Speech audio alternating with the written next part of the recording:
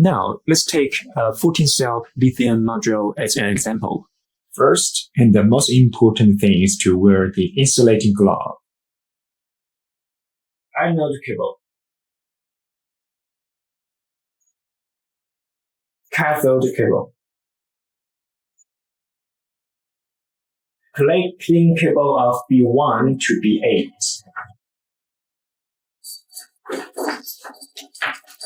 B9 to B16.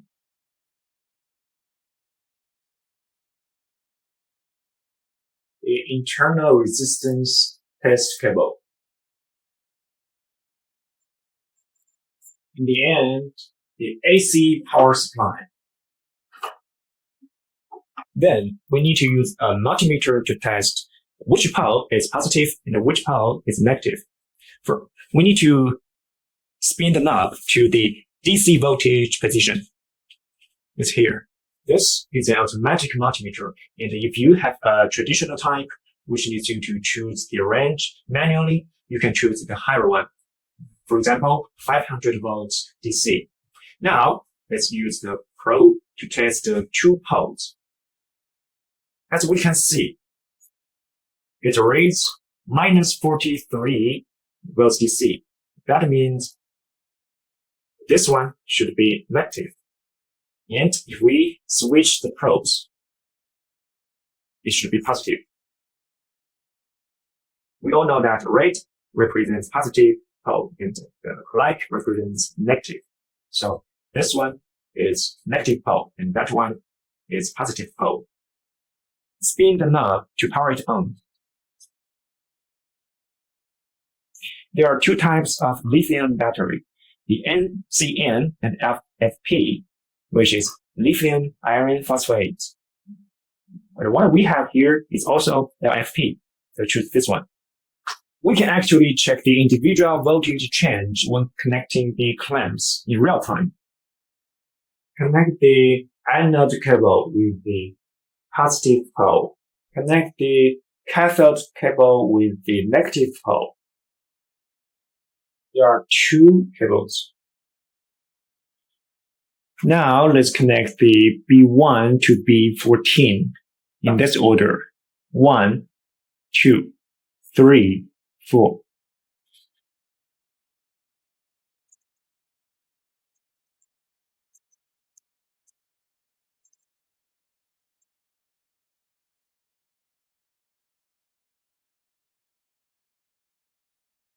If there is a mistake, for example, the B8 should be connected with this one.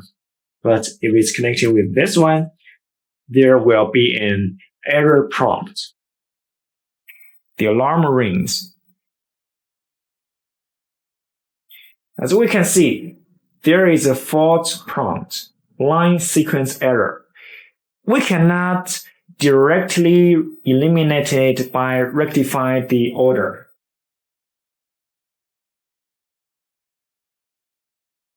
Now, we have rectified the mistake, but it still rings. So what we should do is divide it into two steps. First step, rectify the mistake.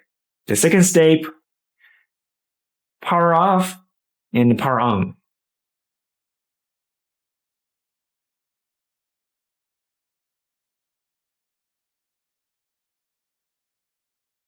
As we can see, B8 is now correctly connected with the battery.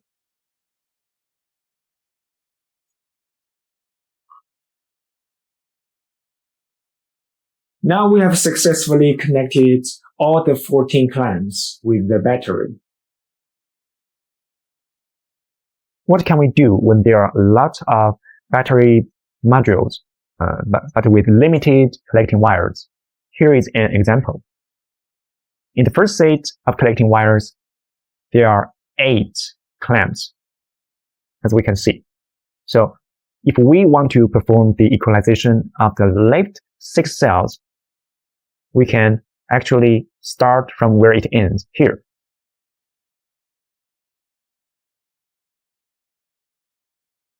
Still, connect the cathode clamps first.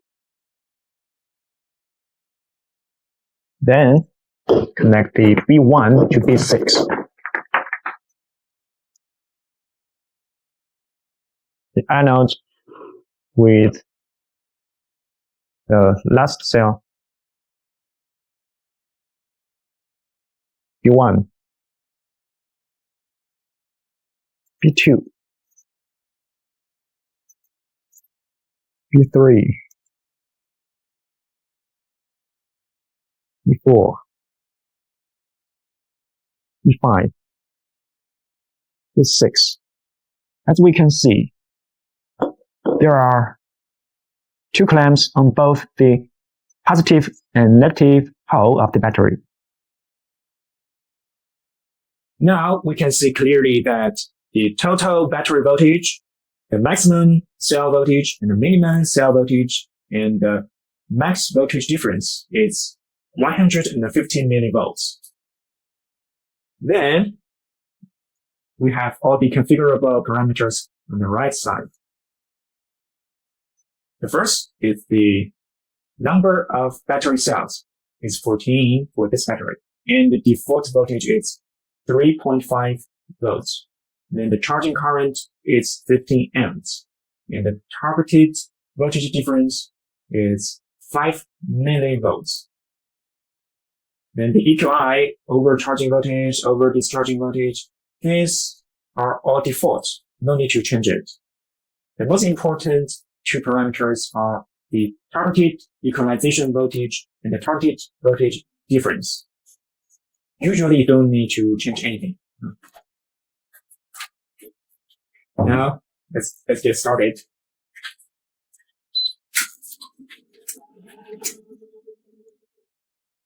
The equalization process may take a while.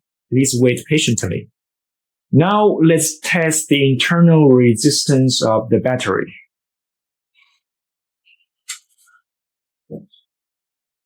When testing the internal resistance of the battery, we only need to connect the cathode clamps with the total negative pole of the battery, like this. Then we can perform the testing by the internal resistance testing cable. A very important notice is that the probes should be used perpendicularly like this, and make sure they are solid contacts. Do not turn to the next cell until you hear a clear beep from the machine.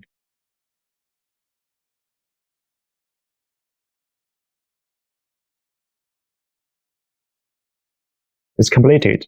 And remember, perform this action in sequence. Do not skip any cell. Now, the internal resistance test is completed. And we can notice that the resistance of the 14 cells ranges from below 1 milliohm to over 4 milliohms. That's quite normal because the maximum of normal range should not exceed dozens of milliohms.